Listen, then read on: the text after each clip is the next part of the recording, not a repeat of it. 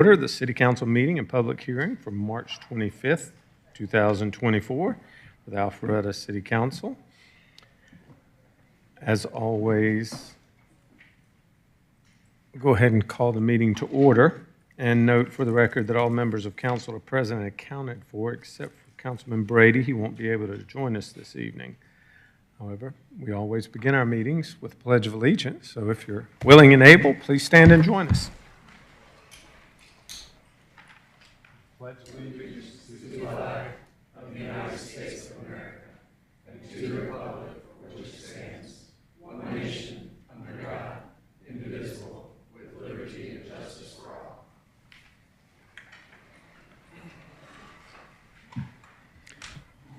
First item up on this evening's agenda will be presentation, and that's a recognition of Joy Ross for her service to the Historic Preservation Commission. Director Cook, if you don't mind, you can do the honors. Ms. Ross, please come up. Oh, I know. Come stand beside me. Yes, if anybody else on the commission wants to join me, we want to thank Joy for her service. And it's not just on the Historic Commission, but it's also to the Historical Society. So I have a letter that we're presenting to her from the mayor, and I just want to read a couple parts of it because it's really good. The health of a community, its heartbeat, and its success can be measured by the willingness of its residents to dedicate their time and energies to the betterment of their fellow citizens. And more often than not, they're not recognized. So we wanted to make sure that we recognized you for that. And I also want to mention that there were, under your tenure, during your tenure, there were 7 properties designated as historic. So that's a big accomplishment, and we thank you. Well, that's a lot, the commission. That's a lot of the commissions. Well, it was definitely a group effort, and you were there from the beginning to make sure that it was carried through, so we appreciate that from you. And we just want to thank you for all of your efforts. It's hard to find people that are willing to participate, and your knowledge was extremely important to moving the city forward on saving the historic homes. So thank you. Thank you. And did you want to say anything also? I just wanted to thank everybody for this. I've loved work. We've been here for about 35 years, and when we came, Alpharetta was like 10,000 people, and now it's a mega city.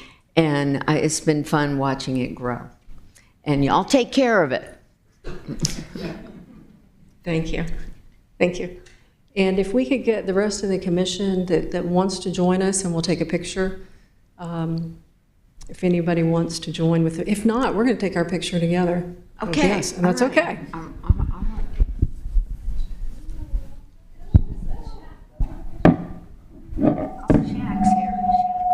Oh.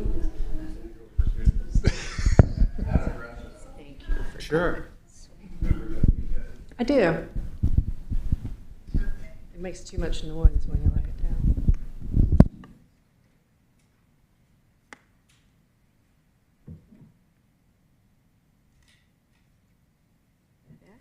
Thank you. Good luck to you.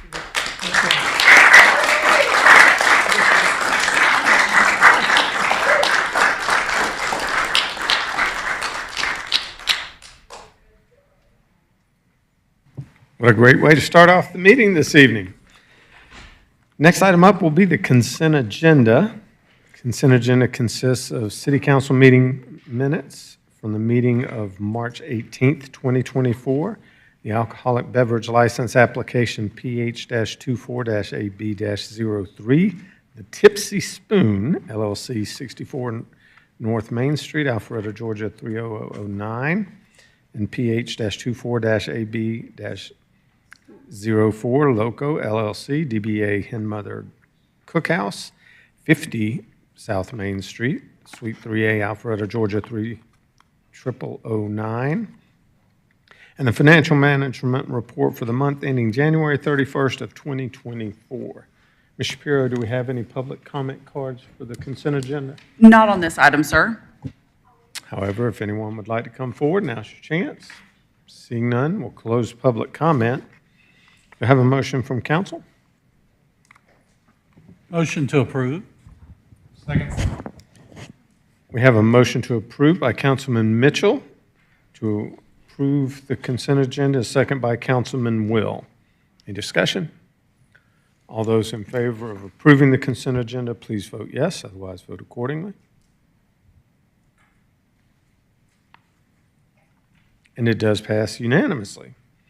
So that'll wrap up that portion of tonight's meeting. We'll move on to the public hearing. Public hearing, first item will be CLUP-24-01/Z-24-04/V-24-04 Upper Hembry Tract, Empire Communities. Mr. Woodman, I believe you have the floor on this matter.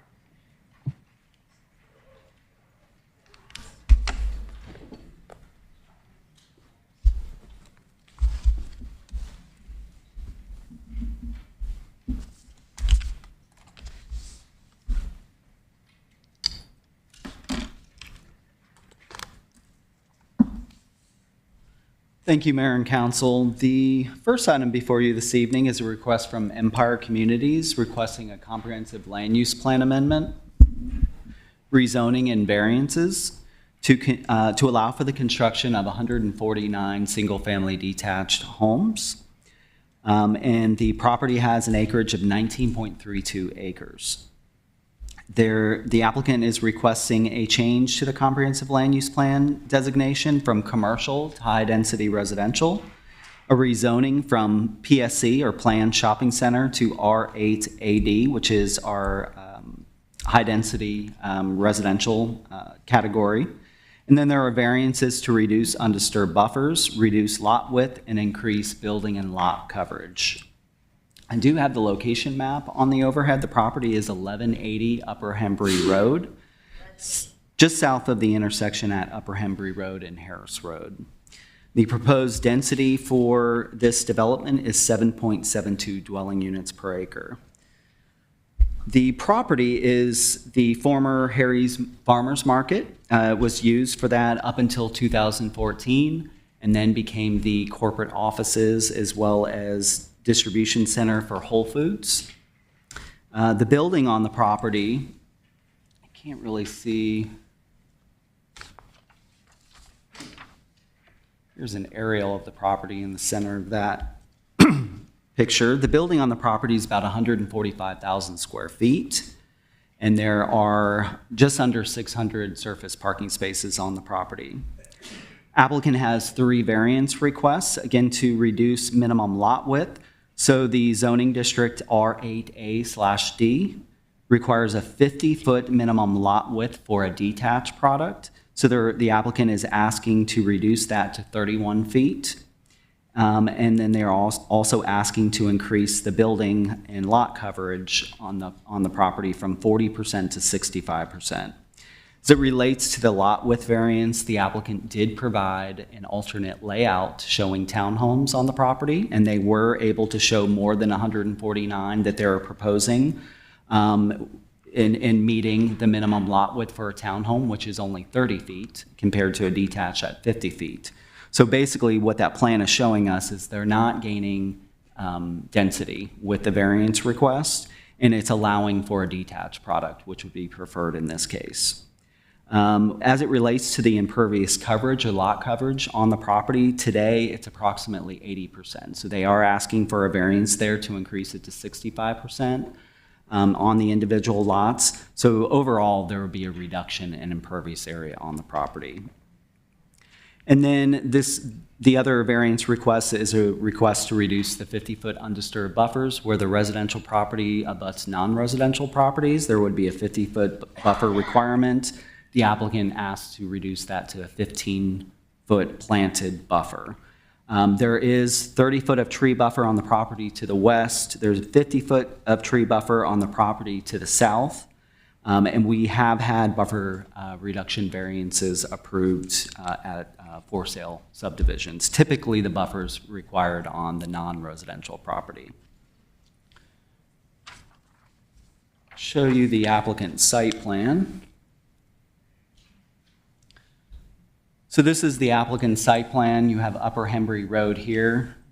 If it's helpful, I'll turn that to north. So this is the existing intersection here at Upper Hembry and Harris Road. This is a signalized intersection, so they're looking to reuse the existing entrance to the property. And then you have 149 detached homes are depicted within this development. There is a second curb cut depicted at the northeast corner of the property. This will be for emergency access only and will be gated. Emergency and fire truck access only.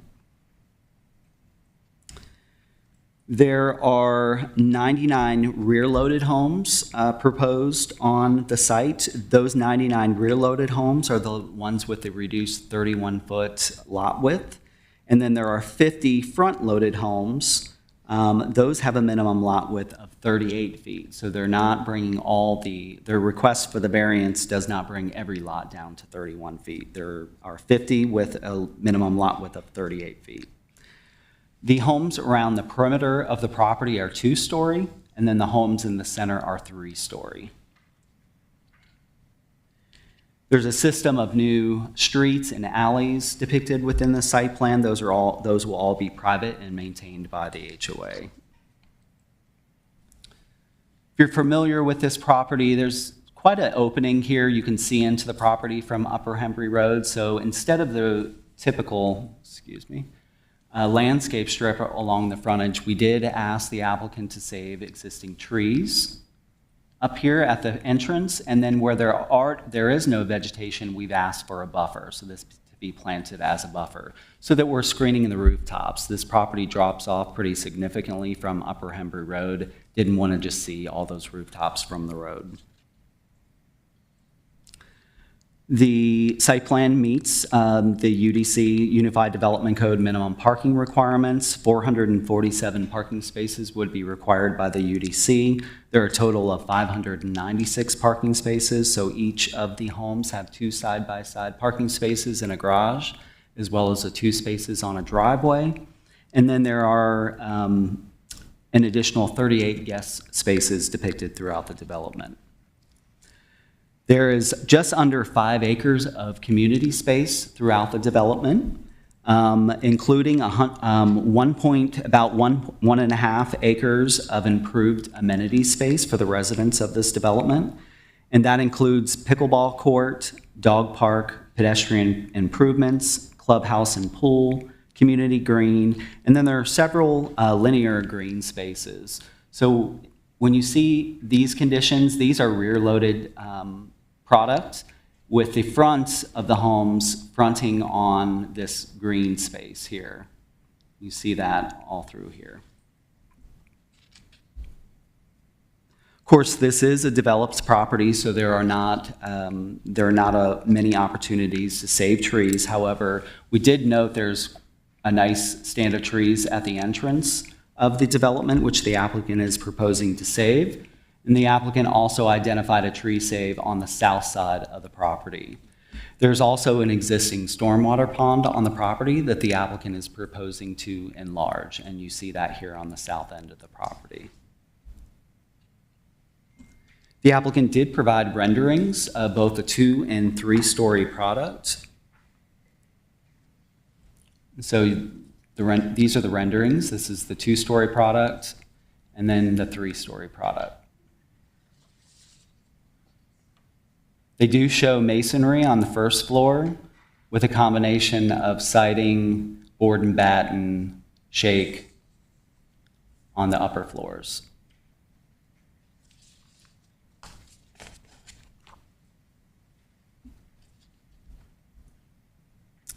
The proposed subdivision would generate approximately 119 AM peak hour trips and 149 PM peak hour trips. So this property is approved for a grocery store and some light distribution and warehousing, and that use would generate 237 AM peak hour trips and 600 PM peak hour trips. So residential development at the site would have less impact on this area.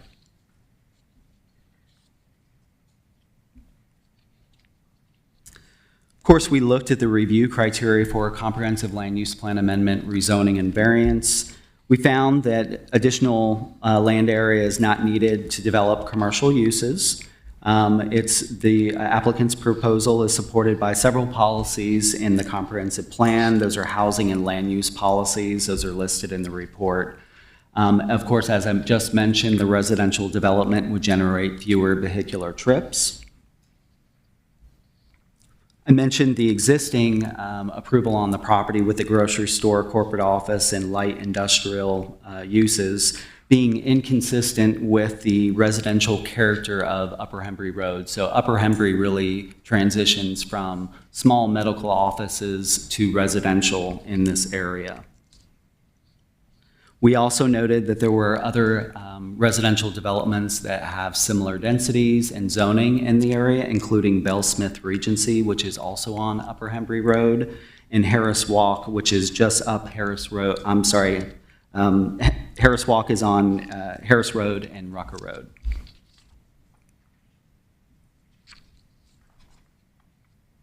And then as it relates to the variance, I noted that the applicant did demonstrate that they could achieve the same density with a townhome product or more with the townhome product.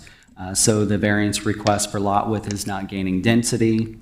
The variance request to increase the building lot coverage allows for the detached home on small lots, the cottage type aesthetic that they are going for on this property. The applicant did submit a citizen participation report. The report states that they received questions at the community zoning information meeting regarding traffic and impacts to surrounding properties.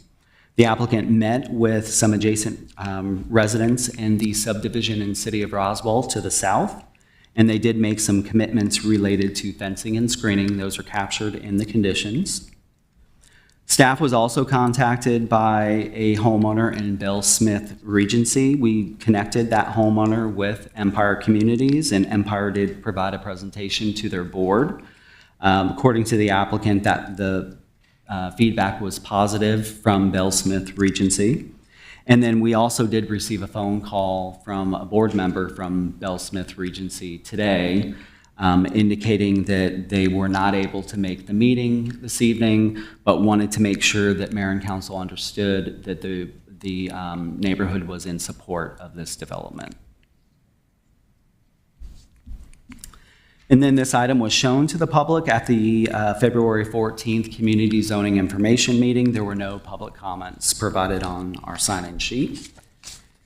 And then this item was presented to Planning Commission on March 7th. There were 3 public comments at that meeting in support of the applicant's request.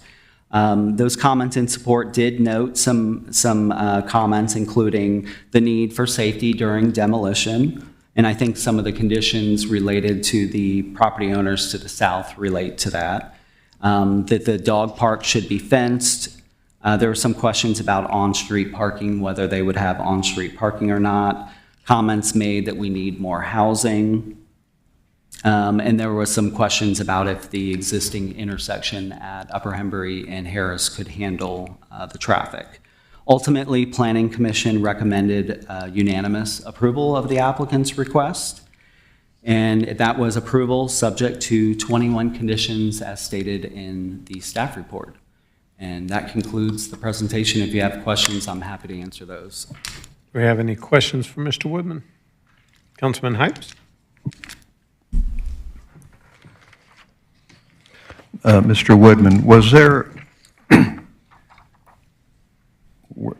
the land use plan would be changed from commercial to high density, is that correct? That is the correct request, yes.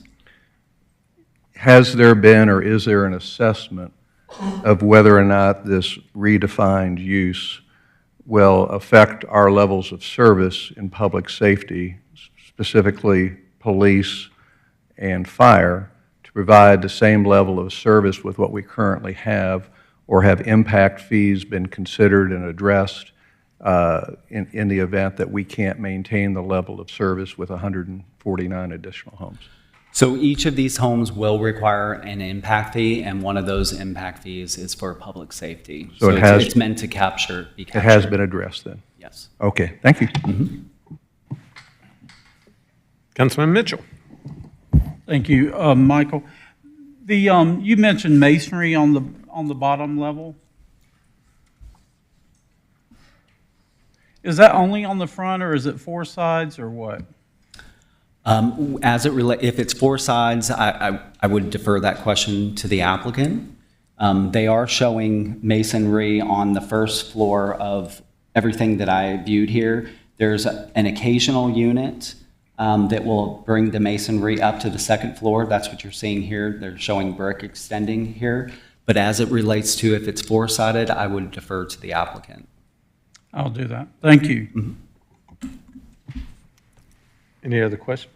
Councilman Dorito. Thank you, Mayor.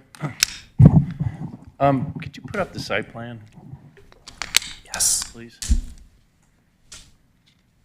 Well, I like the idea that this will be residential versus commercial, so I'll state that for the record. My concern is the density, the number of homes that frankly are being squeezed into this acreage, 19 point, whatever it is, for a number of reasons, and these are questions I have for you.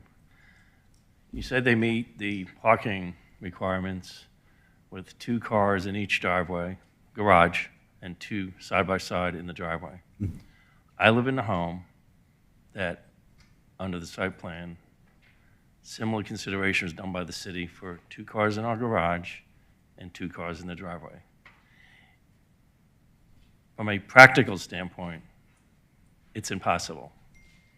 The garages are too thin. When you're talking about a 31 to 38 width home, to try to stick 2 cars in a garage and try to open your doors, it's impossible without doing damage to 1 or 2 of the cars.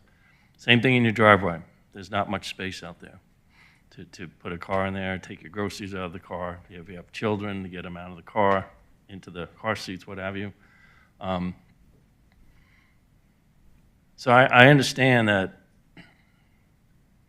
they have ample parking, but then what happens, because it's happening in our subdivision, where we have issues of street parking, where we don't allow street parking, especially overnight. And so I have concerns about what will actually happen with this density of the amount of street parking that would happen in there and its impact, as Councilman Heights kind of highlighted, on providing the level of public safety to this development after it's built. Can a fire engine get in there? Can artillery get in there and make the right turns and that sort of thing if there's a lot of cars parked on the street? So I'd just like to ask you about that and what your thoughts are along those lines and if that's been considered.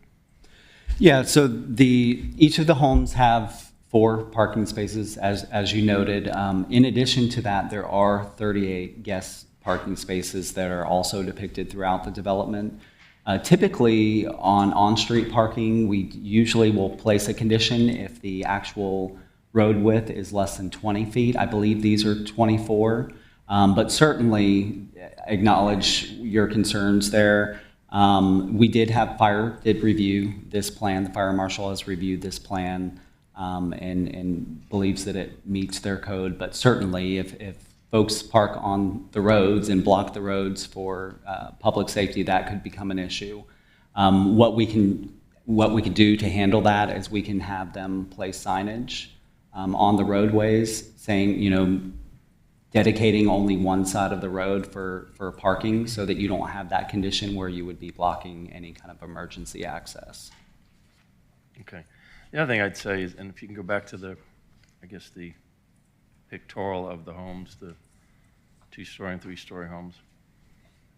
And maybe the applicant can address this. The actual design of the elevations of these homes as far as the color schemes and things, 149 homes are going to build in here if it gets approved? That's kind of a tough look. I wonder if they would consider kind of toning down the bright colors and making it more conducive to a residential neighborhood that we're used to here in Alpharetta. I just think Councilman Mitchell can speak to this better than I can, but just from a visual, and I'm not a designer, but I just trying to picture all these homes with these types of colors and not too much brick on the elevation and being so close together as a concern of mine of what it actually would look like after it's constructed. And then one other point I'd throw out is what's the distance between each home on average? The minimum requirement, I believe, is 10 feet between homes, yes. Okay. We do have issues with homes this close in the city, new development, with a lot of stormwater that sits there and it almost turns into like quicksand between the homes. And there's no way, unless you put a drainage system in or something, to address that issue. So I would guarantee there would be, our community development office will be getting complaints when these houses are built on the water that sits between these homes because they're so close together, which goes back to my density issue. Do they have to build this many homes? So. Thank you. Any other questions for Mr. Woodman? Thank you, Mayor. Thank you, sir. Would the applicant like to come forward?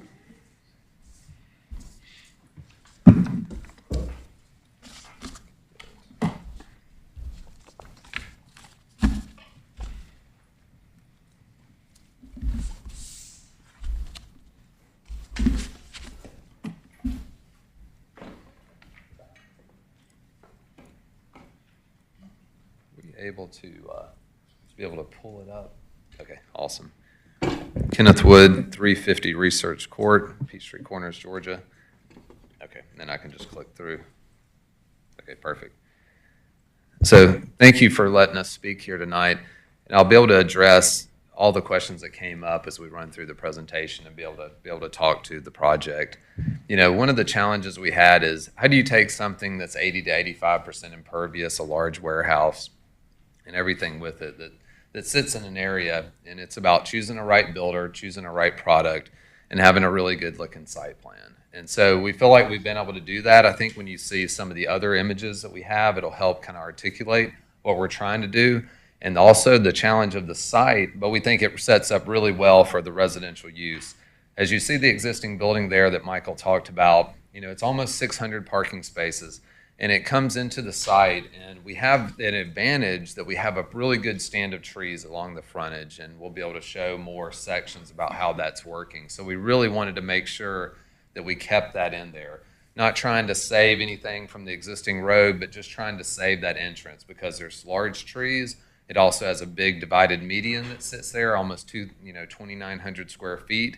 And then when you enter in, what it really needed was a lane diet. And so right now the lanes are 30 feet wide coming in just because of the tractor trailer trucks that were coming in.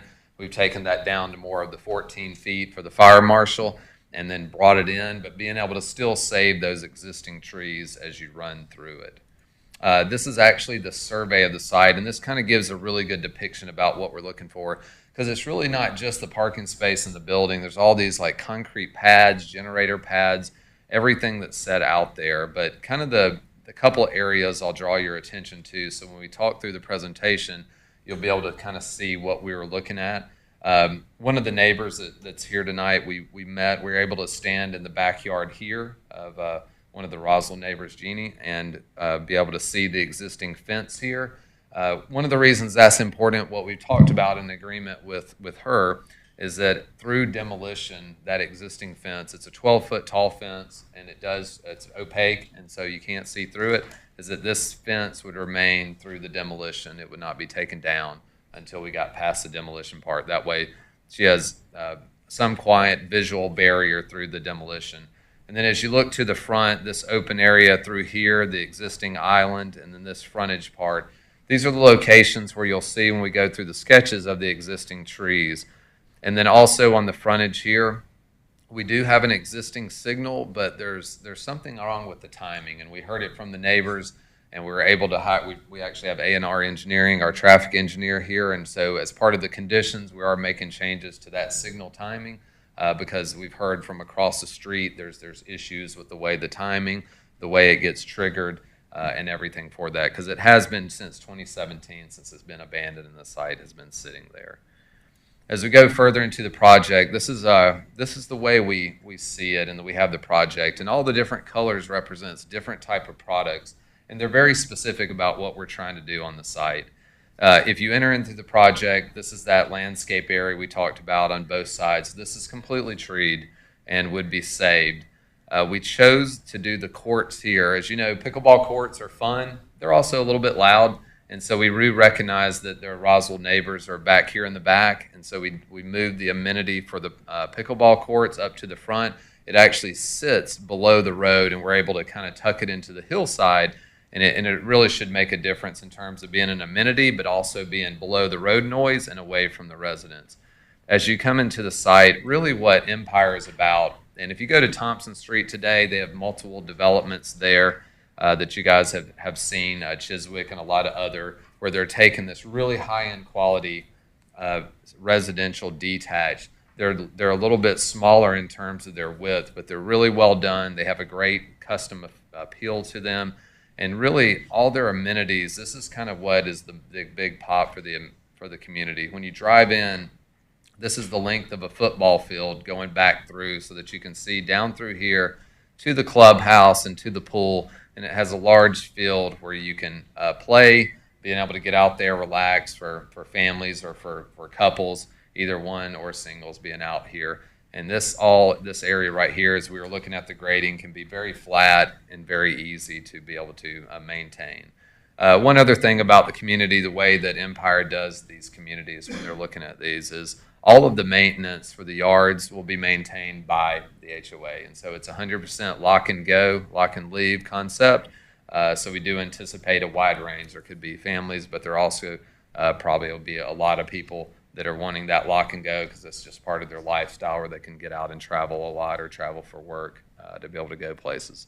As Michael mentioned, the front-loaded lots that we have are along here, along the front, along the side, back here and here. It worked out better for us to have these here because they have a better backyard and live out the back versus as we go into the inside and you go past here, we have a dog park that's here internal. And then we have a little bit of another little pocket park here, some of the different parking. We have parking all along through here.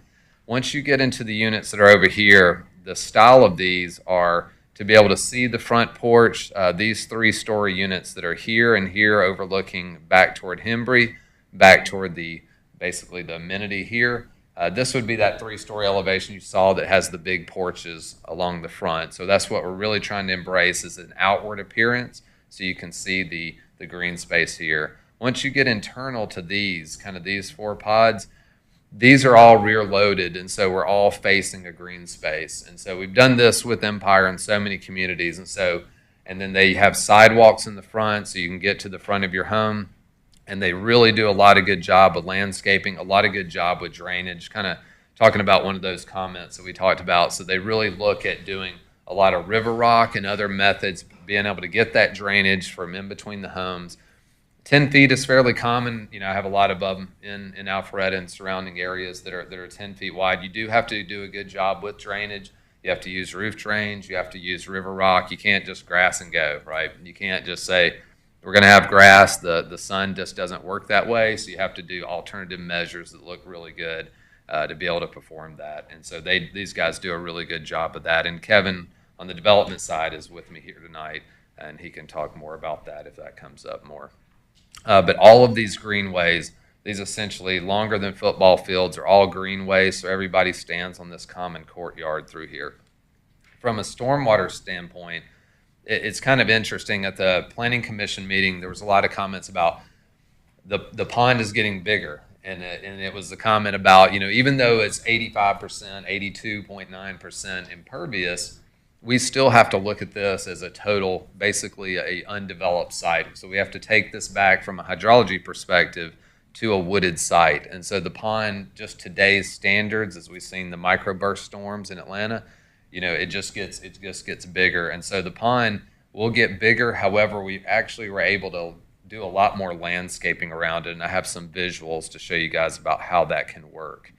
Kind of moving through the property, there were also some comments in the Planning Commission we were able to tackle with this exhibit. So this shows you, these are the main roads that are through here, and then the roads that are here is essentially just these four. Those act as more of an alley because the homes are facing in, but they're also the size, they're full size in terms of the roadways for the fire department and everything. And so these are those main roads that go through. So we just wanted to be able to highlight that so we can understand them. This is the landscape plan, and this shows you a pretty good perspective, although I got another one where we're saving those existing trees. This is where the really, really thick trees along the front are. And this kind of gives you an idea for the frontage. So we really are trying to create a uniform frontage, and the way we figured out we can do that is we're taking out the acceleration lane. Accel lanes are not really a thing anymore. They've realized that they cause more accidents than good, and so we're taking that out. But to create that, what we've come up with staff is to do a 2-foot landscape strip with heavy, shrubs within that, and then the sidewalk zone, and then heavy trees behind it. And so we've got some sections as you go through about how that works along the frontage. We also have these blow-ups. So this is like an individual lot. And so like I said, Empire puts a lot of money into the landscape feel of the community, and these demonstrate that. We've been able to meet with your arborist, David Shostak, and go over the overstory trees as well as the other trees required, and we're able to meet all those requirements on each of the lot and how they can work with spacing, distance from utilities. The Fulton County utilities, as I know, is always a fun subject, and then also going through how we keep off the property lines, the sidewalk zones, and make a successful project. This is one more look at the stormwater pond. You can see where we're able to plant basically all around it except for the dam, and so this really gives a good visual barrier, as well as back up here for the paddle courts essentially here on the front end. That's also going to give us another barrier for evergreens. These are the sections. This kind of shows you what we were just talking about. So this will be your pedestrian zone. We do have some transmission lines, and so we'll have trees kind of cascading down. So we have the trees that'll be up closer to the road, the shrubs that'll be between the cars and the pedestrians, and then this goes down through that unprotected, basically undisturbed, not unprotected zone as you go down the hill, leaving up. I kept this slide in here. One thing that is important, this is that section that's just flipped 90 degrees. So these are the Roswell residents back here that we met with.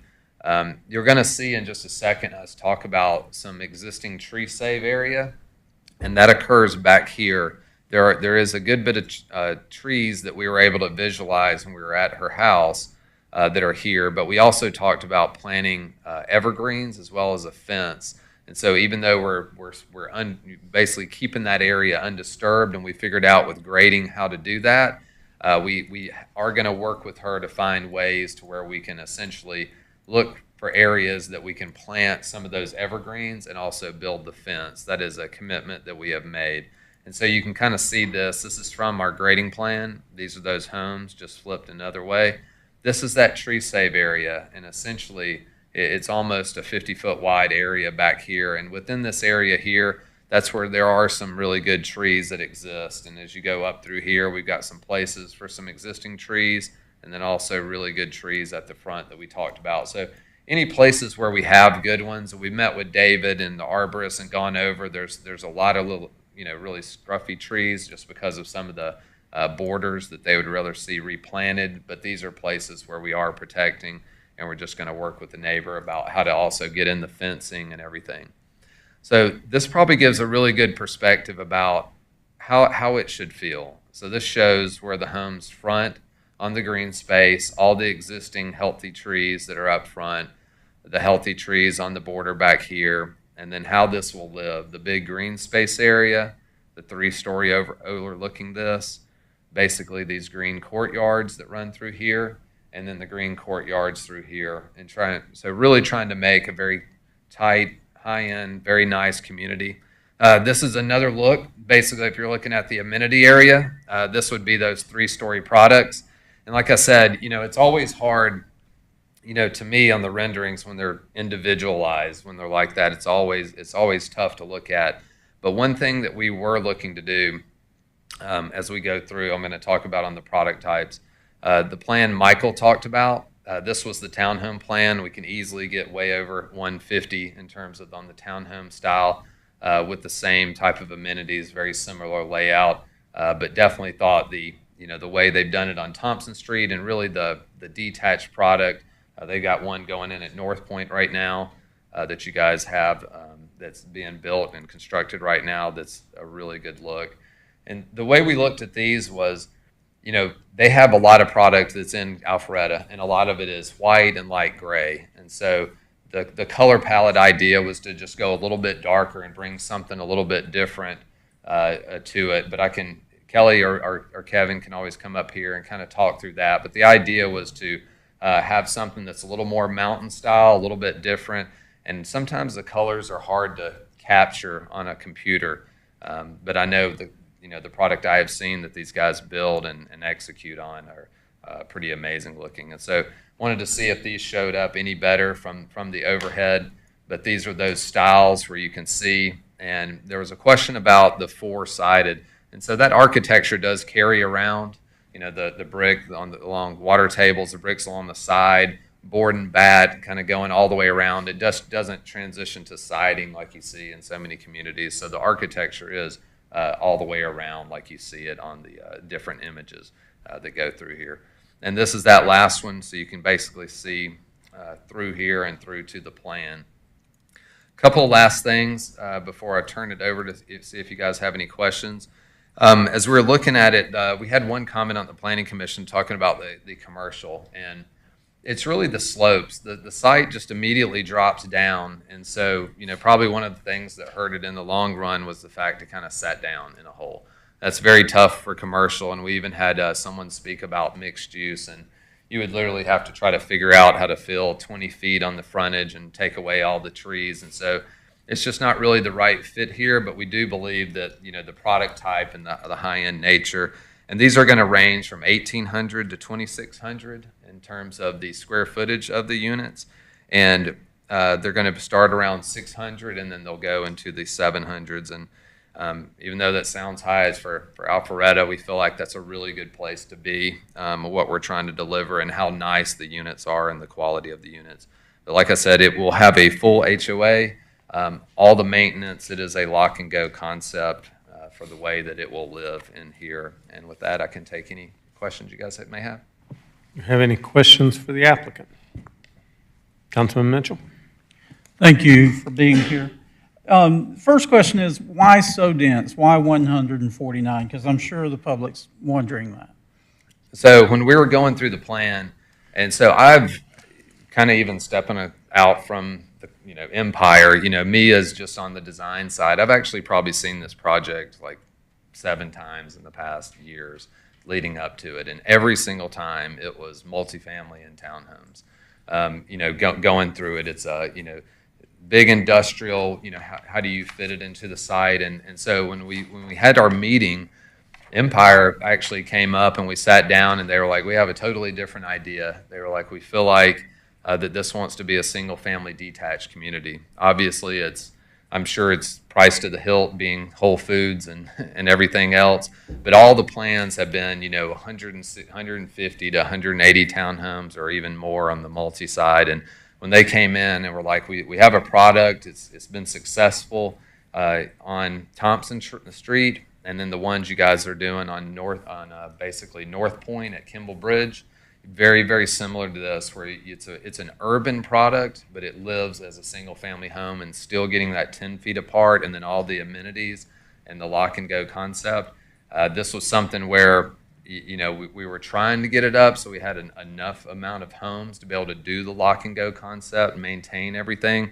But I think we feel like it's like the perfect mix to be able to do detached for this. And if Kevin or Kelly have anything to add to that, they're welcome to come up here. But we didn't really see it as being too dense because we felt like we were able to execute on a really well-executed plan where you can face in on the green space and then also have the amenities that we're able to provide in coming in here and doing this. And that also keeps the price point down from being, sky high as well.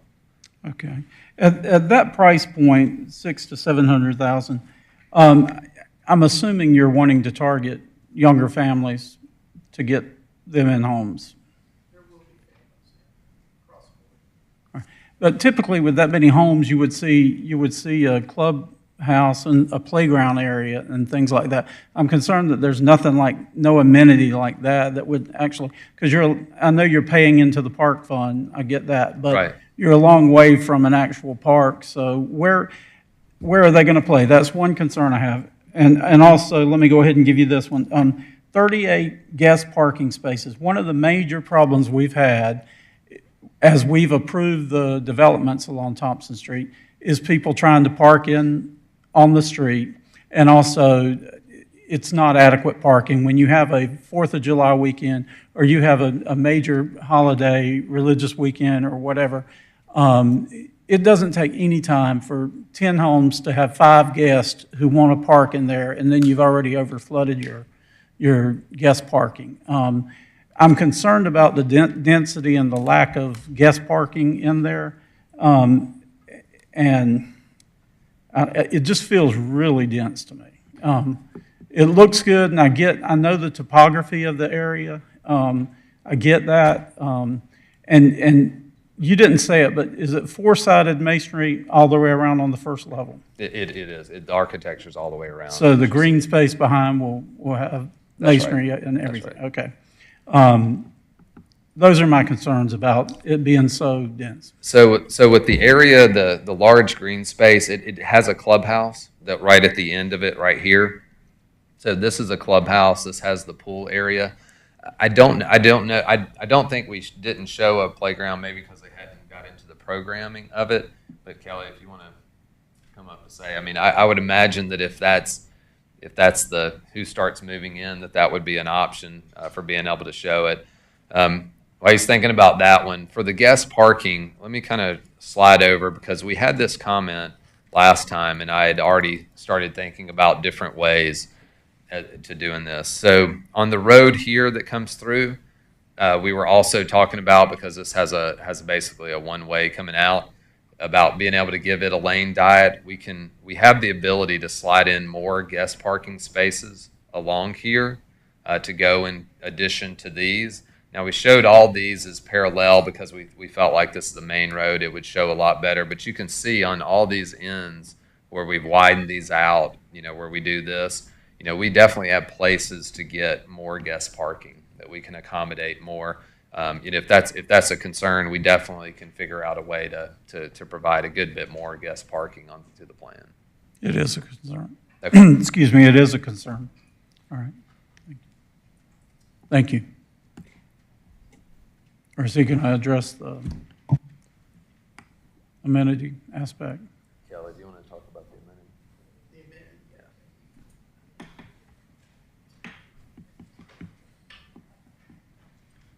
Kevin Norton with Empire Communities. I think we could look at a playground. It hadn't been something we programmed just yet, but I mean, we're still programming that whole amenity space, and we spend a lot of time, just like Ken mentioned, getting very effective in our amenity planning. So, I mean, it could be something we would look at. Because it will kind of be an island unto itself. Yeah. Down that way. With the closest park is Wills Park, and that's a long walk away. I don't know, and that price point, unfortunately, that would, if it remains in that price point, which I'm hoping for a lot of folks it can, but that would be a nice feature to have. Understood. Thank you. Any other questions for the applicant?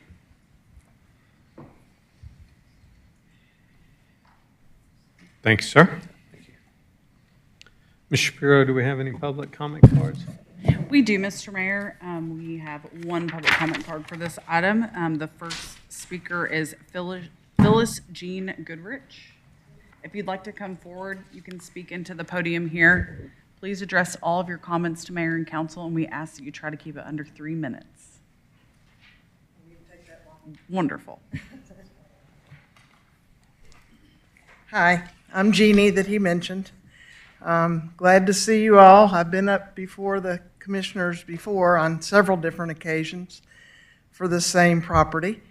I'm in favor of the residential. I don't remember who said it first, but thank you for doing this. This will be a nice change for us. I am very exposed to this, what's getting ready to happen.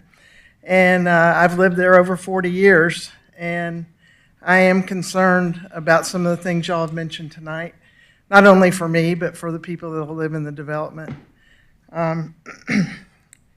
The question of density with respect to parking, I live in Hembry Forest, and we've really suffered this last few years with the addition of many, many extra cars on the road, and the road is not wide enough to accommodate it.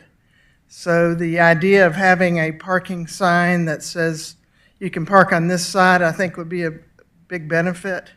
Having additional parking spaces will be very good, but I am worried about my own subdivision, and I hope that something can be accommodated for Alpharetta's sake. I'm also in support of the fence remaining until the demolition occurs, as you can imagine.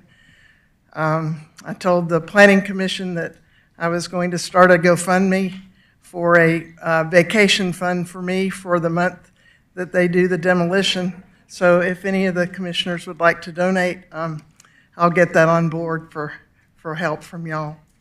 I think Empire has been very good about trying to accommodate and protect us as well as possible. I do have a concern about the hours of construction and the hours of demolition. I understand there are city rules already in place to start at 7 in the morning. I'm recently retired, and that just sounds horrendous. And I think they can go till 9 o'clock at night or something really, really late. So I don't know if there's any accommodation for this for those of us that want some sanity in our life. I expect this project will go on for at least a year or more, and it will be rather horrendous during that time. So if there is any room for accommodation, I would really appreciate it. I don't want more white buildings. I'm glad they're going to have other colors. I think we've got more than enough white with black trim in the whole city of Roswell, Alpharetta, and Milton combined. So I don't want multicolor circus, but I think it'll be nice to have additional color added to the area. I live on that back corner, and we had brought up before about school buses, again, with our own experience. In our subdivision, when we were first built, they would not bring school buses down into our neighborhood, and the children were constantly at risk on Hembry Road. So I'm hopeful that there will be some mechanism for school buses to come into the development rather than picking up the children on Upper Hembry. And the 3 minutes has concluded. Thank you. Thank you. Thanks very much. I hope you approve it, but help us out. Appreciate it. Thank you, ma'am. And we have no other cards. No more cards, Mr. Mayor. However, if there's anyone else here that would like to speak on this item, please come up, introduce yourself, your name, and your address. My name is Gina Daunt. I live at 1555 Stelton Way, Alpharetta 30004. My one thing that I just wanted to mention was the public safety. They're surrounded by Roswell right there. Mutual aid for Roswell Station 25 is much closer than Alpharetta Station 85. So 25 is going to be going to this, way more than Alpharetta. So they should probably get some input with the Roswell Fire Department and police, just so you know. Thank you, ma'am. Sure. Director Robinson, would you like to address that?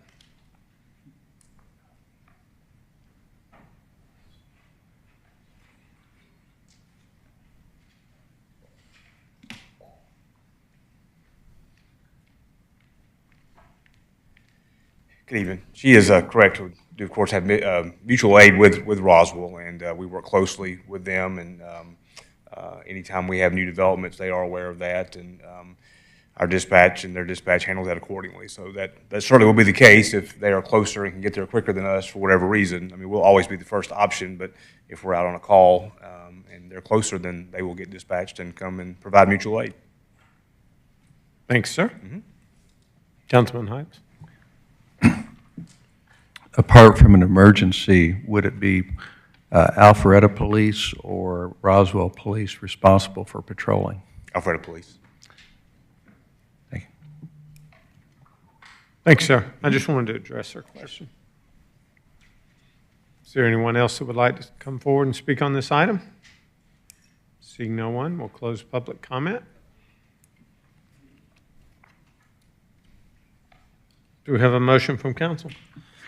Yes, sir, Mr. Mayor. Tonight I'd like to present request approval for CLUP-24-01/Z-24-04/V-24-04 Upper Hembry Tract Empire Communities as presented this evening.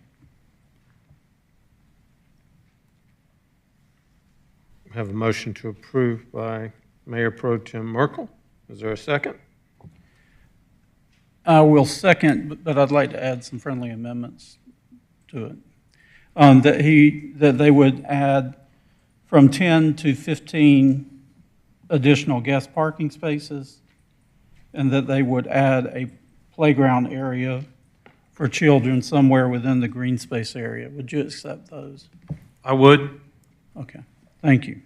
So we have a motion by Mayor Pro Tem, second by Councilman Mitchell, as outlined in the motion. Is everyone clear on the motion? Do we have any discussion? Councilman Will? Yes, Mr. Mayor, I'm concerned about the density on this project. It feels like we're smashing a whole lot of small houses into a little area. I'm concerned with the buffers being brought back from 50 to 15. And I honestly would like to see the thing redesigned with less homes. Thank you. Councilman Hipes?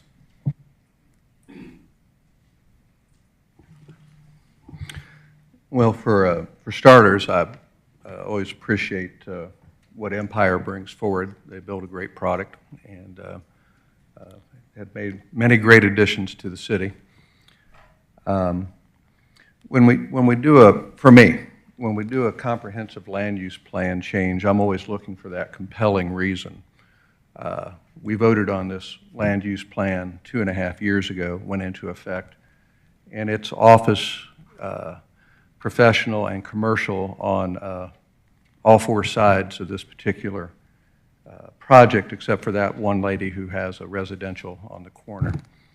So it literally would be a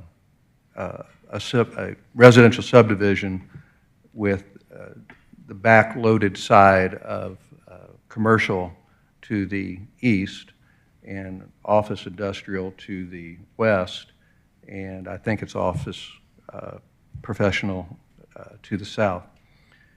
And in that area and across the street, there's office professional. And so it's designated as commercial on the land use plan. So, you know, I'm looking for, and I came in here with an open mind to hear the compelling reason to change what our city went through with this plan to take it to residential. And then if we take it to residential, you know, what is the ask? And the ask is zoning R8A/D, which is our, you know, practically highest density residential in terms of size of lots. And then there's a variance off those 50-foot lots to take 10 feet off each side to make them 30-foot wide lots, which again enables with the highest level of density, or one of the highest levels, to put in even more homes, therefore increasing the density further. So We had one of these applications about 3 years ago. Exact same thing, changing from commercial to residential, R8 AD, from 50 feet to 30 feet to put in more homes. And I opposed it then because there was no compelling reason. And I'm not going to be supportive of this. Being located on the city limits, to the south side of the city limits, I think puts additional stress on our public safety to service those areas. It's good distance from the two stations that would service that. I hear what was said about the Roswell Fire Station, but it still has to be policed and taken care of that. It's also an island in the middle of commercial, and with all those residential components that are in there, 149 units, there is nothing to walk to there. Whereas we have voted for density in walkable environments. I heard the word island, and I agree with that characterization. This is an island of 149 homes in a commercial corridor, and there is nothing walkable there. You're going to drive home, and you're going to drive someplace, but you're really not going to walk anywhere, which I think further complicates where the compelling reason is to turn this into residential, let alone that kind of density. I think it's a false choice when I hear that this could be multifamily or townhomes. It's only going to be townhomes if we change the land use plan and we accept the compelling reason for that type of density with townhomes versus what the citizens have weighed in on under its current land use plan designation as commercial. So I wish the right plan had been brought forward. I don't understand the economics of it. That's none of my business. It may be dictating and painting the applicant into a corner in terms of what's being presented, but I don't represent the economic interests of the applicant. I represent the city of Alpharetta, and I can't support that. So. Mayor Pro Tem? I've been watching this for a while, and going what Mr. Hypes just said 3 years ago when it came up. And I've driven it multiple times. Previous owners donated a building that was on the property to the city that's been moved over. We've gone through that. But the question does come up as to what could it be? What are you protecting the city from? They don't need permission to put a last mile distribution center in there. There's a lot of uses that it could be that I think the neighbors might not enjoy as much, but you know what, that's fine, council will decide. But what I often hear up here is, I don't like it. I don't like the color, I don't like the size, I don't like the density, which is okay. If you're not the buyer, that doesn't matter. We've got developments in this city, some of the council live in some that are very dense, and at one time was considered to be extremely dense to the citizens. But it's worked out. Thompson Street, a lot of pushback, too much density. The street parking is a little bit of an issue, but for the most part, it's an amazing part of the city. That being said, it's not for me. My wife and I live on a cul-de-sac on a half-acre lot from, traditional old John Whelan, lots of room, space, yard. That's what we wanted. So this product here that I do support, because I think it's a great use for this area, is not something I would like to live in. I'm not real keen on the architecture, but I'm not the buyer. And if they are the business that says, hey, we've done this, we've done our research, I don't see them building 149 homes and then sitting there twiddling their thumbs hoping people show up. There's more scientific to this. So whether it's this group or another one down the road, if this one doesn't pass, I think it's a great use. Not every place in the city can be walkable. I don't think the impact on the neighbors, showing that the traffic study shows it's roughly half in some of the scenarios, whether it was the afternoon, I forget, or the morning. I just ask council to think real hard. Is I don't like it because I don't want to live there. That's too dense for me.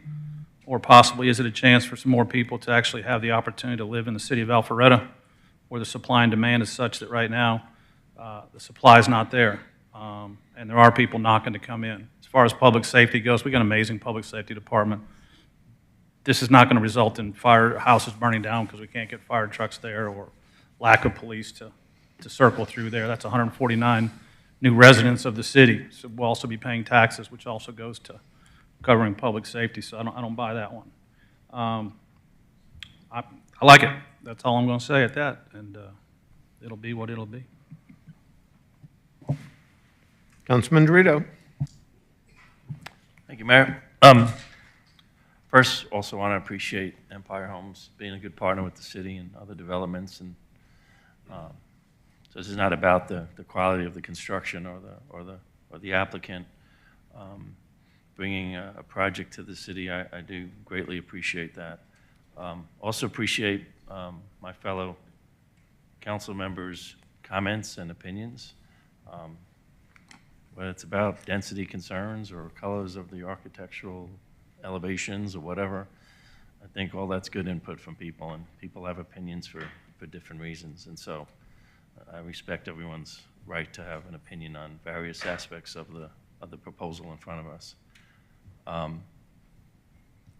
I'm struggling with this one because I do think, and I agree with Mayor Pro Tem, that what could potentially go here, other than residential housing, could be something much lesser than what the city of Alpharetta would want to support, even though they probably under the current zoning can do certain things.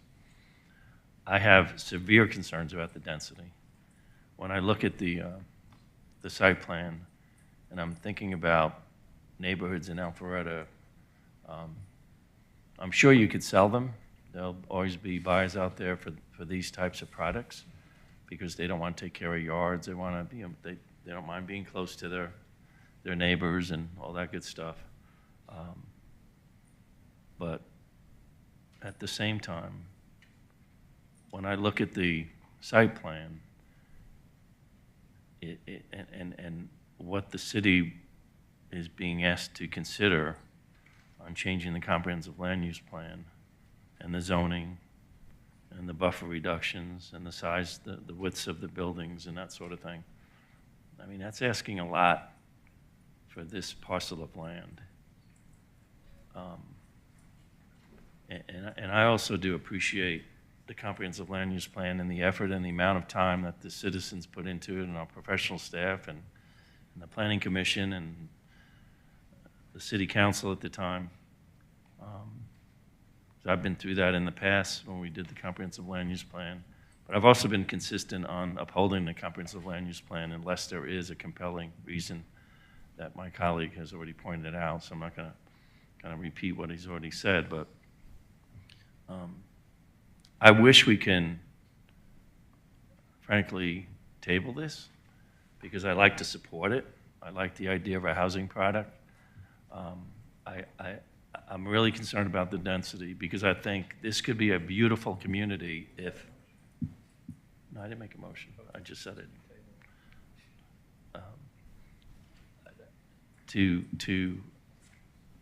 reduce the density, maybe make the homes a little bit bigger, what have you, make it economically viable for the applicant, add the parks for the kids and that sort of thing, because you'll attract, I'm sure, more families here with the you know, with the right density.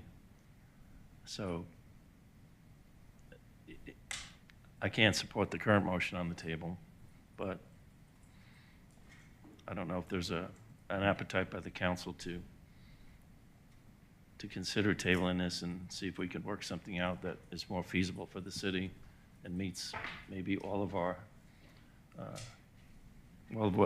goals up here with less density and actually a much more beautiful community with looking at so much buildings and not enough trees and green space. Any other comments? Councilman Mitchell. Well, first of all, I would also rescind and eventually offer a motion to table it. But before we do that, I would like to address some of the other concerns. I think the lady who spoke, you brought up several good points, and I agree with you. I could care less if they ever sell another can of white paint in the city of Alpharetta. But secondly, you brought up a point about school buses, and one reason I would like to table it is to allow you all the time to get with the school board, because I think there is a place where the school bus could pull down into the development and then exit. I'm not quite sure how that would work, but to give you all time to look at that, and also to give you time to see if you can reduce the density. But it is a change to our comprehensive land use plan, but it's also set there for 2 years after the distribution center, which nobody seemed to want on the neighborhoods around it, because it is surrounded by neighborhoods within Roswell. So it's not like it's free of neighbors. But it's also, with that price point, if you can keep that price point, 600,000 to 700,000 or even lower for 1,800 to 2,600 square feet, what it does do is it meets the demand for workforce housing. And that's hard to believe in any other community, but in Alpharetta, the salaries are higher and people get paid more. But it is prohibitive now for people to move into our city and live in our city and work in our city. And it's especially prohibitive for young families with children to move here and to reside here in a way that makes sense. So that's why I could support a development like this, even at the higher densities, because the way the topography is there, it would create a nice little niche in there. But I would like you all to address the concerns that were raised, because I honestly think John Heights brought up some very good points. I think all the points that have been brought up by council tonight are valid, and I think warrant a second look. So can I offer to table at this point, or? You can do it, and I'll make my comment on that. Oh, I'm sorry, excuse me. Doesn't Okay. matter to me. Let me I'm allow gonna you. say my piece one way or Mr. the Mayor, other. So. Mr. Mayor, since we do have a current motion on the table, we would need to resolve the current motion that's there. Yes, I was just asking, I thought I heard you say you wanted to rescind, but was that you wanted to I would like to withdraw rescind your my second to the motion so that we can table it after the discussion. Well, I think we have a motion, but no second now. He's withdrawn his second. Right. So we need a motion. So Mayor Pro Tem would need to decide what to do with I will his current rescind my motion at this time. All right. And Do we need another motion? Mayor, Councilman I guess Dorito? point of order before I make a motion. Because doesn't debate stop once we table it? Yes. So I didn't know if you wanted to speak first. That's why I want to respect your comments if you want to speak before. I do want to speak, so. Okay. Thank you. So I do support this. And I appreciate the perspectives of my fellow council members. There's been many a time on my 12 years on council when I have fought for lower densities. But I look at this site and I see what it could be. It's been sitting there for a while. And I don't see anything coming forward. That's one reason that it's still sitting there that would be acceptable, I think. And the financial constraints, you know, I mean, I look at what it could be, and it could be a distribution center. Amazon has no lack of need for distribution centers. And I don't particularly like having that become a distribution center. I mean, it's a commercial outfit, and they wouldn't even have to come in for many zoning, if any, variances at all. So I think residential is a good thing. The compelling reason to me is, going back to some of the comments our fellow council members made, you know, we have expensive housing in the city of Alpharetta, and one of my top priorities is trying to give people an opportunity to actually own a home rather than rent a home or to rent an apartment. And while it seems ludicrous to those of you that bought a house here 10 years ago, entry-level, single-family detached home for $600,000 is about as cheap as I've seen around here in a long, long time. And so there's a reason that they're proposing something at a price point between $600,000 and $700,000. It's because it's an awful site for residential. Because of the topo, it's a bad site for commercial. I don't know of a commercial use that makes sense there. Nobody's going to build office space in there, that's for dang sure. The office space around there right now isn't exactly tearing it up. And so I look at what that could be and how long it could be before we come up with a different product. And you know, it's frustrating for me because we get a lot of pressure about workforce housing. We talk about costs and price points. And yet, I sit here and listen to council members saying, we've got to have a full level of brick or stone on the bay. I mean, we sometimes contradict with our different goals. And it's not that we don't have the same goals in a lot of ways, but, you know, you can't complain about density and want more affordable housing. I mean, if you cut the units, the cost of this property is not going to go down. Amazon doesn't care. They got money. So it's not like there's a seller that's going, oh, well, gosh, we'll just cut the price of this by $700,000 because they don't have the density to get it. I mean, regardless of how long we have this conversation, whether it's tonight or at some point in the future, we need to resolve these conflicts of priorities. And if it passes, it passes. If it doesn't, it doesn't. You know, I'm not vested one way or another. I'm not passionate about it. But I do think that if we don't take this opportunity to do something that's relatively affordable in a relatively nice neighborhood, close to a couple of hospitals, so, you know, medical employees could walk to work and things like that, I don't think it's a bad proposal, and I would support it wholeheartedly. That being said, if we have a motion, we'll entertain another motion. Can I ask a question of the applicant? You sure can. Our next council meeting is on the 15th. Would that give you all enough time to address some of the concerns? And Yes, we got the parking, the density, school buses, work time zones. It would give us enough time. Okay. Well, with that, I'd like to make a motion that we table it until the council meeting of April 15th. I'm sorry, what, I've got too many voices. If you're going to go to a date specific, why don't you just make a motion to defer until April 15th, and that way the advertising stays in place. Okay, then I'd make a motion to defer until the 15th. We have a motion. Second? We have a motion by Councilman Mitchell, a second by Councilman Dorito. It's not a motion to table, so is there discussion?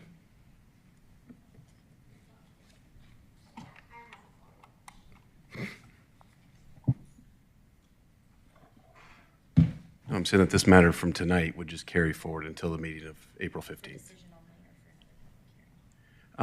It sounds to me like we would have another public hearing. Okay, then I'm sorry, if that is the case, I wanted to ask community development.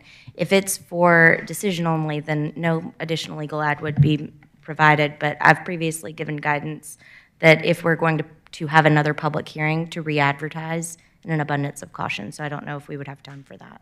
That's what I was going to ask.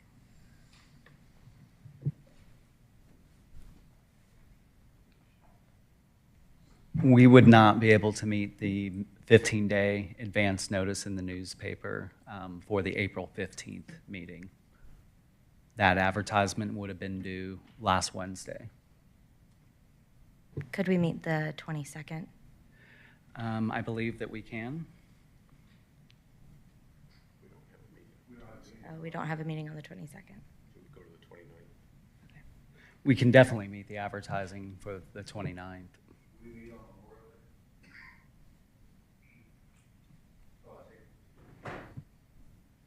We do not meet on Memorial Day. I was so confused. And so if the intent is to have another public hearing, I would say that it would be best to meet the legal advertising deadlines, which would mean April 29th. You have the floor. Okay, if the applicant just gives their presentation and we take a vote, would that be declared a public hearing? I think you would need to be providing the opportunity for the public. If you're going to allow the applicant to present, then you would need to allow everyone to. Okay, then my motion would be to defer until April 29th. Is that acceptable to Councilman Dorito? Yes, Mayor. We all clear on that? Now, do we have to, excuse me, Ms. Eswine? Is there any discussion after that motion, even though it's not a motion to table?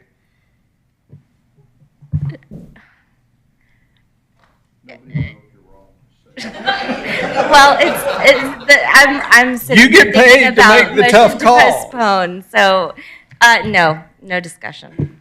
Okay. All those in favor of the motion to defer until April 29th, please vote yes. Otherwise, vote accordingly. And it does pass 5-1. Thank you.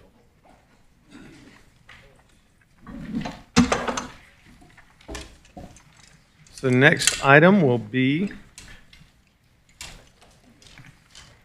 E-24-01 Greco, 1530 Stelton Way, Backyard Chickens. Mr. Woodman, you have the backyard chickens.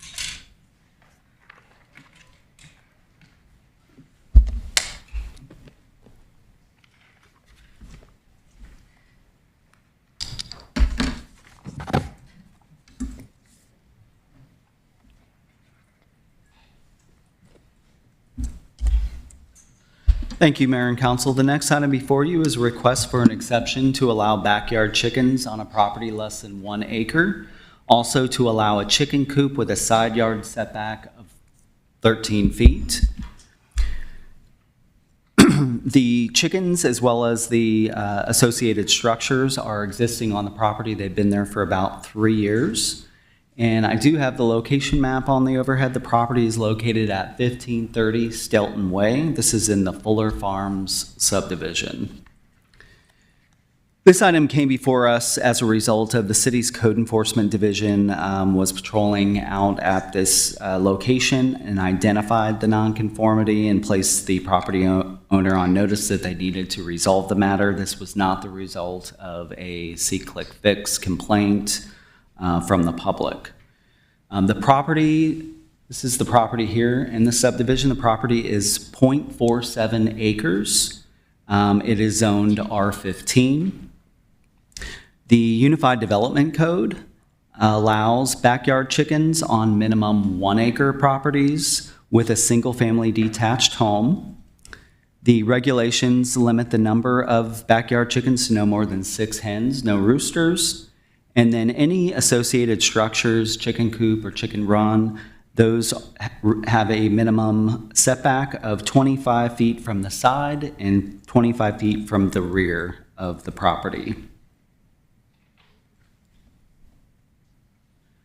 This is, I don't know if you can see the property here within the subdivision. This is a subdivision right off of Mid-Broadwell Road. This is a zoom-in aerial of the particular lot, so you can see the home here. And then the coop and run are located approximately at this location.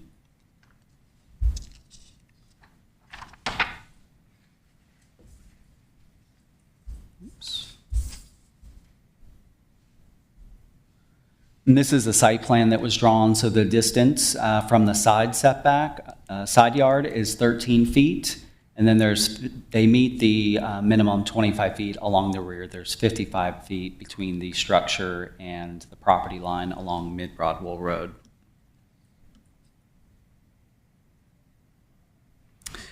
The chicken coop and chicken run, neither structure requires a building permit per our code. Neither of the building are over the chicken coop. Would have to be over 100 square feet in order to trigger a building permit, and it is 9 by 7. This subdivision required a platted 20-foot visual screen along Mid-Broadwell Road. So this property sits in a unique situation where there is not just a 20-foot landscape strip, which would not necessarily provide a screen, but the subdivision required a landscape buffer along Mid-Broadwell Road, mainly because the homes back up to Mid-Broadwell. So a visual screen was required, and that visual screen included evergreen material as well as a 6-foot berm. So the landscaping is actually planted on top of a 6-foot berm. And so you can see from a street view, so the home sits right behind these trees, and so you cannot see this home because of the combination of this being a buffer as well as a 6-foot berm. It does screen the property from Mid-Broadwell Road.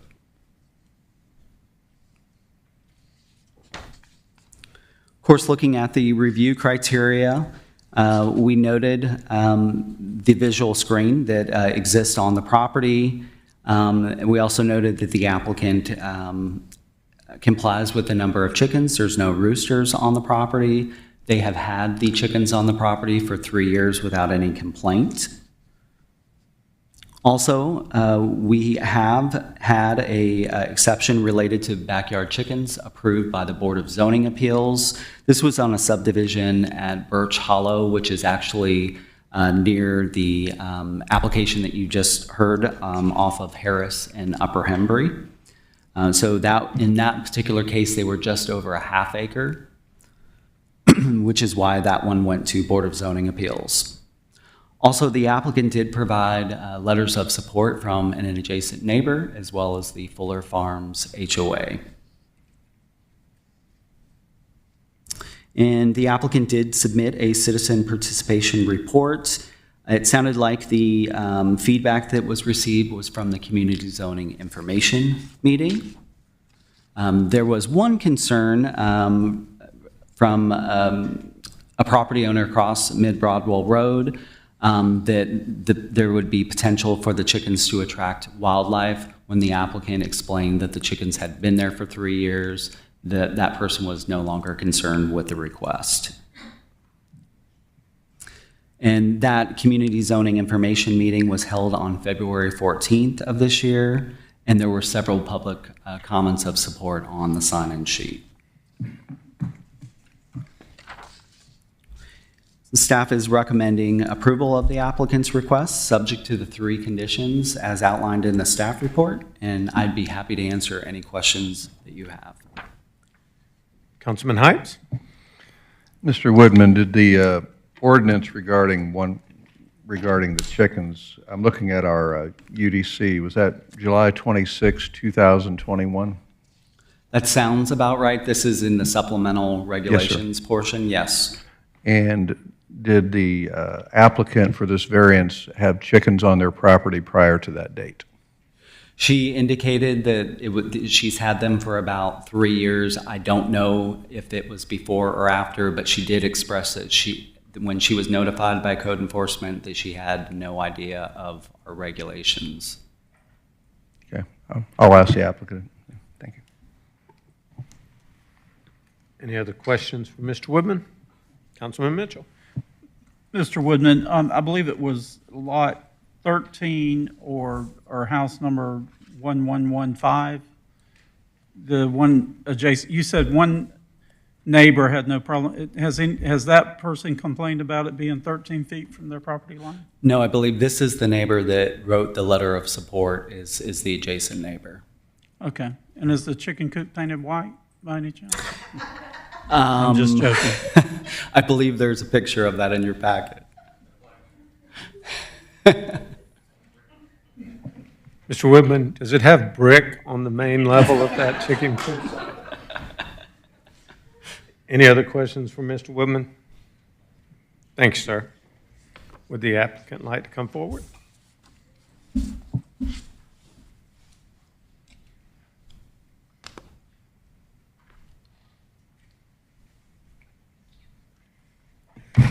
Hi, my name is Hannah Greco. I'm the homeowner at 1530 Stelton Way. I have had the chickens for about 3 years, so yes, I had them April 2021, so that was before that date that you mentioned. I have gotten full support from everyone in Fuller Farm. the neighborhood that I live in. And I did read the staff report, and I do agree with all that they've stated today. Do we have any questions for the applicant? Councilman Hypes? She answered my question. I appreciate it very much. Thank you. Any other questions for the applicant? Thank you, ma'am. Thank you for your consideration.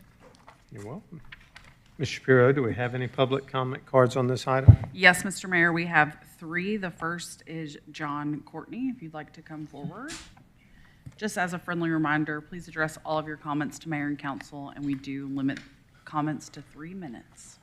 Prior to making any explanation here, I heard Michael say that this was an exception, and I believe it was listed as a hardship variance. Can we get clarification as to which it is? Mr. Woodman?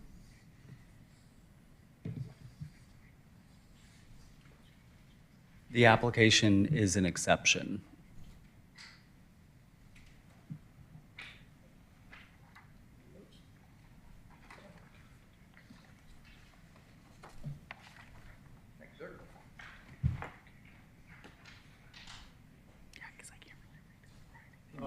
The reason I note that is because it is noted. I'm sorry. Did you already give his name and address?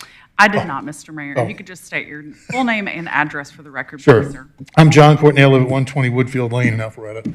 Been there 43 years.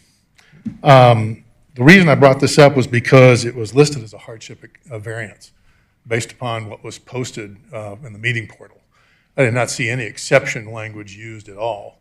And the process is different. That's why I've given you the first page of that handout shows the comparative difference between a hardship exception and a request or an exception. They're very different in terms of the process. And I don't think that's what we're doing here. I think we're actually having a hardship variance. That said, I won't spend a lot of time belaboring that point. I believe that there was a misapplication of the standards for approval for such because it is a hardship. They noted a hardship within the report from staff, that hardship being that the chicken coop and structures would have to be removed. That was the only hardship that was noted. So I'm not sure how it gets to be an exception versus a hardship. Somehow the language is messy at best. That said, a hardship variance would be something typically that's not self-created by the property owner. And this has been self-created. There are a few facts related to this that I can give you on page 2. One is we established an ordinance addressing residential chickens in 2020. That was 1 acre and 6 hens. It was revised in 2021, but the law was on the books as of 2020. The owner is admitted to possessing the hens on the property for 3 years. The applicant, having recently been found in violation of said law, is requesting the city grant a hardship variance in order to retain the chickens that were established illegally after the 2020 law was adopted. And the property in question is actually located near a tributary to Folkiller Creek. So if you'll notice there, you can see the property, the picture of it from Alpha GIS, the actual mapping from Alpha GIS, and there is a tributary that runs right here. And you'll notice the chicken coop is located here. There's slope here, which driven all the way across here is 278 feet, hits that tributary, and that tributary does go to Folkiller Creek. The reason I bring that up is because when the law was being considered, there was much discussion between community development, Public Works, and myself. And one of the emails I received was from the stormwater engineer with Public Works, who stipulated that chicken excrement would be a contributory factor to fecal coliform in the waterways of Alpharetta. I've listed that for you on page 3, as it was quoted to me in the email. The other issues that are there are the standards for approval, which I, as again, thought was a hardship variance, so I went after it on the 3 basis of standards for approval, not 4, which is what is required for an exception. I'll let you read those things, but essentially, in essence, there is nothing there that meets the standard for approval. Mr. Courtney, your time has expired. Okay. Thank you, sir. I will end there. Ms. Eswine, I would ask either you or Mr. Woodman to help clarify. So I'm looking at what is posted, and like under the listed public hearings, it's E2401, consideration of an exception. So I think I'd ask Mr. Woodman if he can, if there has been some discrepancy. I don't know where it is, or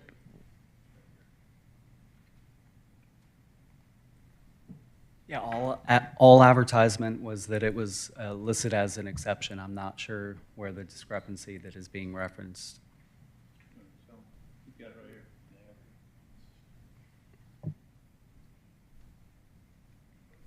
Is that in the packet? I don't know what you're looking at. If you, Mr. Will, you have the floor. Mr. Will, if you wouldn't mind to turn on your microphone, sir. Thank you. Under the Boarding of Zoning Appeals review criteria, the second question deals with the question of hardship. And the answer to the question is that it would create an unnecessary hardship. That's probably where he's getting that from. But it didn't go to the BZA. I'm just saying it's in the packet right here that's part of the application process. So it wasn't part of what was written here, but it is part of the question and answer section at the bottom. I'm just pointing out that's where he got it from. So the application for this zoning hearing had that Yes. verbiage. Okay. Well, that's not what we advertised.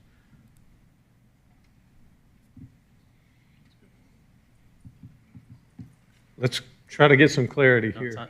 it's on that topic that's on. While they're discussing, Councilman Dorito. Under the staff report is where I think is creating the confusion. Under variance requirements, talks about the Unified Development Code and the criteria set forth for hardship variance. That's where I think the language that potentially the resident is getting it from, or the confusion. It talks about exception at the beginning, and then under variance requirements, it refers to the hardship variance. So maybe you can clarify that. So this may help clarify a bit. These are code sections out of Article 4 of the Unified Development Code. These are the review criteria for hardship variance, these first three, which are identical to the first 3 of 4 for an exception. Basically, the exception just adds this fourth review criteria. I do note that I did have the term variance, and I should have changed that out to exception in the staff report. However, you will see that we did respond to all 4 criteria that are specific to an exception. And Mr. Thank you, Mayor, sir. if Ms. I may Aswan? ask, so if I just want to clarify, Michael, this was applied for as an exception and advertised as an exception. There was just a reference to a variance inadvertently in the staff report. I don't have the applicant's application right in front of me. I suspect they may have checked variance on the application. We have that happen quite a bit. If I receive a sign exception, many times the applicant checks variance, but we treat it as an exception.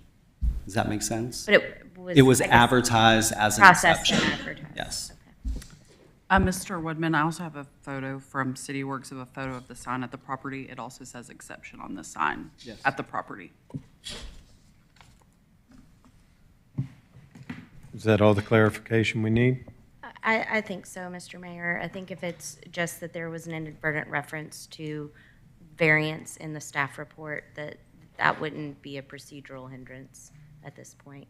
Not for the notice and advertising. Now, if you want to postpone it to provide further clarification for the staff report to be amended, that's certainly within the council's authority to do that, to make sure that is addressed. But Councilman Hypes, I believe you had a question.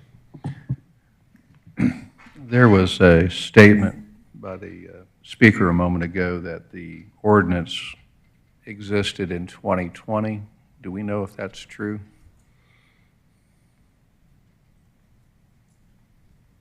Yeah, so when we first addressed backyard chickens in our code, what we did is we addressed it in each after considering that, we felt like that was not the best way to do it. So we came back to council about a year later.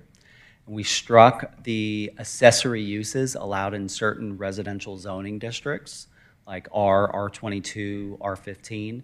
We struck that language, and then we brought it back as a supplemental regulation in our single-family all single-family zoning districts.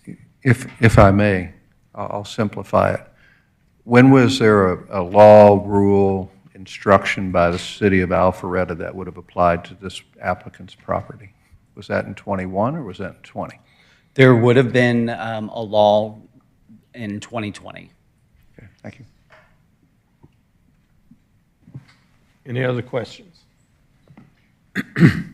Councilman Will. Mr. Woodman, sorry. So just for clarity, we're dealing with the setback issue and the limitation on acreage.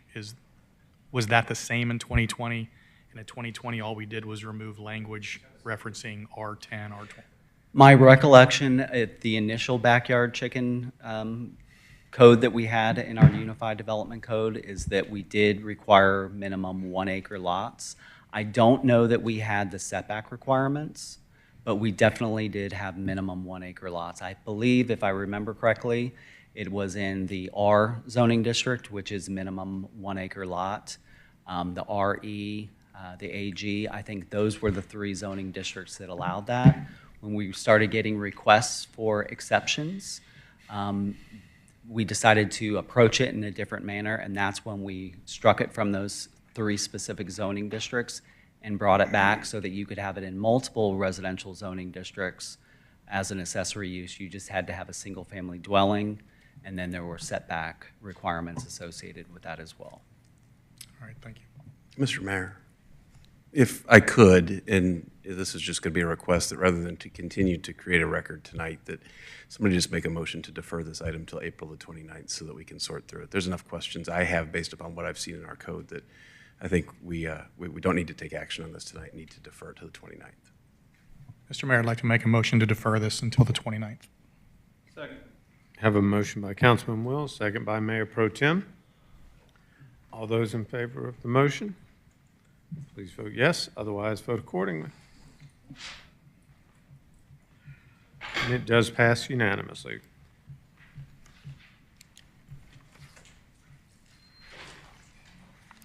So that item will be heard in April, say April 29th? Yes. Okay. That'll wrap up the public hearing portion of tonight's meeting, so we'll move on to new business. First item under new business is GEMA and Homeland Security Grant Application for Alpharetta Public Safety Hazmat Unit. Director Robinson, you have the floor. Good evening, Mayor and Council. You're asking for consideration of approval of an MOU between the City of Alpharetta and Georgia Emergency Management Agency, Homeland Security, regarding us submitting a grant application in the amount of $206,000 that would go toward our fire department and regional hazmat team. Thanks, sir. Do we have any questions for Director Robinson? Ms. Shapiro, do we have any public comment cards on this item? We do not, Mr. Mayor. However, if anyone would like to come forward, speak on this item, now's your chance. Seeing none, we'll close public comment. Do I have a motion from council? Yes, sir. I got it here. Make a motion to approve the memorandum of understanding between the City of Alpharetta and the Georgia Emergency Management Agency, Homeland Security. Approve and authorize the Department of Public Safety to submit an application for the 2024 State Homeland Security Program, Subgrant Fund, and authorize the mayor to execute all necessary documents. Thank you, sir. We have a motion by Councilman Will. Do we have a second? Second. Second by Councilman Mitchell. Any discussion? All those in favor of the motion to approve the GEMA and Homeland Security grant application as outlined in the motion, please vote yes. Otherwise, vote accordingly. And that does pass unanimously with Councilman Hypes absent. Next item up will be the resolution authorizing the use of eminent domain for parcel 15 of Webbridge Road Improvements Project. Ms. Eswine, would you mind reading the resolution, please? A resolution of the Mayor and Council of the City of Alpharetta, Georgia, to authorize the use of eminent domain to acquire certain property located at 530 Inlet Woods Court, Alpharetta, Georgia 30005, tax parcel 21, 5593, 1239, 0066 for right-of-way for proposed Webb Bridge Road bike and pedestrian improvements from Big Creek Greenway to Webb Bridge Way. Thank you. Is there anything else you'd like to add to the resolution? Yes, just wanted to let you know that we recommend that the council approve this. It is for approximately 3/100 of an acre of fee simple right-of-way and 4/100 of an acre of a temporary construction easement. And despite the small size, they are both needed for this project. Thank you. Do we have any questions for Ms. Eswine? Ms. Shapiro, do we have any public comment cards? We do not, Mr. Mayor. However, if you'd like to come forward, now is your chance to do so. Seeing no one, we'll close public comment. Do I have a motion from council? Mr. Mayor, I'd offer a motion tonight to approve resolution authorizing the use of eminent domain for parcel number 15 of the Webb Bridge Road Improvement Project as presented this evening. I have a motion by Mayor Pro Tem Merkel. Do we have a second? Second. Have a second by Councilman Dorito. Any discussion? Seeing none, all those in favor of the motion to approve the resolution as read by City Attorney, please vote yes. Otherwise, vote accordingly. And it does pass unanimously with Councilman Will not being present. Next item is a resolution authorizing the use of eminent domain for parcel 18 of the Webb Bridge Road Improvements Project. Ms. Eswine, the resolution again. A resolution of the mayor and council of the city of Alpharetta, Georgia, to authorize the use of eminent domain to acquire certain property located at Webb Bridge Road, Alpharetta, Georgia, 3005, tax parcel 21 5593 1239 056 for right-of-way for proposed Webb Bridge Road bike and pedestrian improvements from Big Creek Greenway to Webb Bridge Way. This is practically the same. We recommend approval. It is slightly more land. This time it's 6/100 of an acre of fee simple right-of-way and 4/100 of an acre for temporary construction easement and a driveway easement. Thank you, Ms. Eswine. Do we have any questions for Molly? Ms. No public comments, Mayor. Thank you, but if you want to come forward, now's your chance. Seeing none, we'll close public comment. Do I have a motion from council? Yes, Mr. Mayor, make a motion that council approve the resolution of mayor and council, City of Alpharetta, to condemn property interest in tax parcel number 21-5593-1239-056-4. We have a motion by Councilman Hypes, second by Councilman Will. And that was to approve the resolution as outlined by City Attorney Molly Eswine. Any discussion? All those in favor of the motion, please vote yes. And that does pass unanimously as well. Final item under new business is request for proposals 22-114 and 24-105. Premier Events Contract Amendment Approvals, Wire and Wood, and Taste of Alpharetta Event Concessions. Director Rogers, you have the floor. Let's have some fun. Good evening, Mayor, City Council. It's always a pleasure to come before this group. We are requesting approval tonight of an amendment to the existing Premier Events contract for Taste of Alpharetta and Wire and Wood for the provision of beverage concessions at these two events. This amendment allows Premier to solicit for sponsorships for alcohol, soft drinks, and water. They would also be allowed to sell these same products. There is no cost to the city, and the city would receive 35% of the after-tax gross sales. I'll be glad to answer any questions that you may have about this item. Councilman Will. Hey, Morgan, what exactly does that mean? They're going to solicit alcohol and sell it. I don't understand what that means. They would solicit sponsors, and if they're going to solicit sponsors, one of them could be an alcohol sponsor. And then if they don't get a sponsor for alcohol, they would have the right to purchase alcohol and sell it as part of this amendment.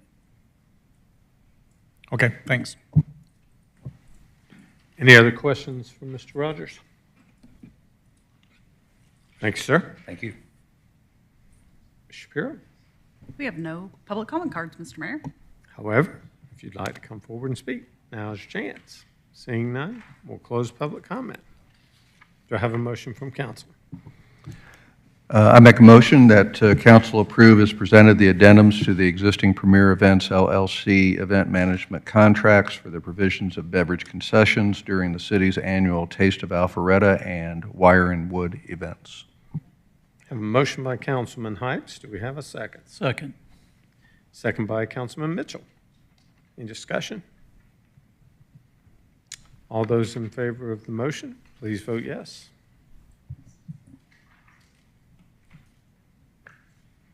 Councilman Will? And it does pass unanimously.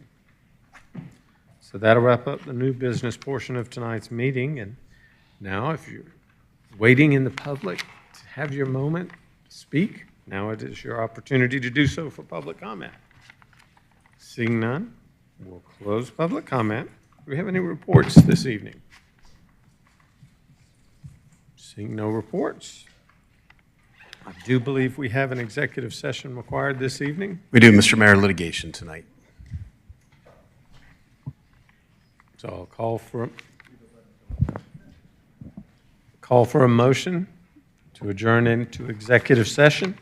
Do we recess or adjourn? We adjourn? I think we just adjourn, right?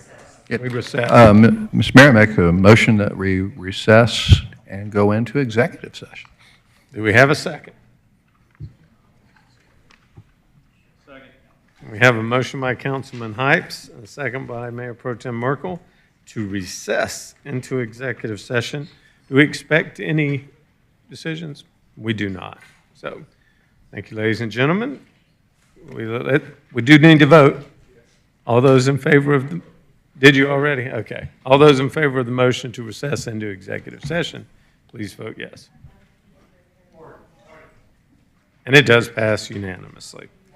Ladies and gentlemen, we'll return shortly.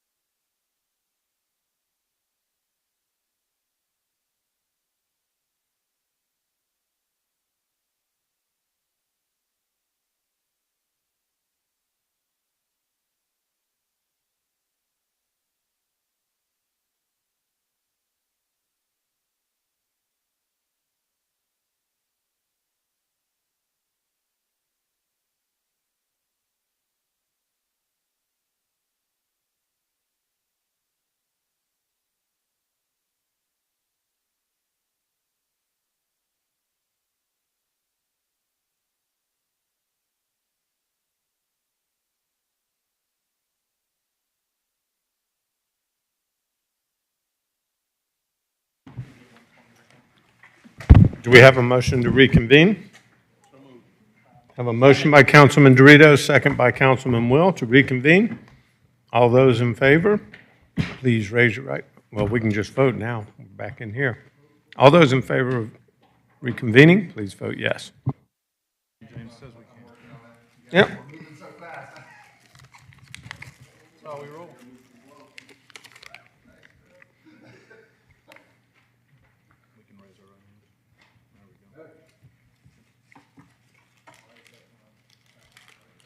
And it does pass unanimously. Do we have a motion to adjourn?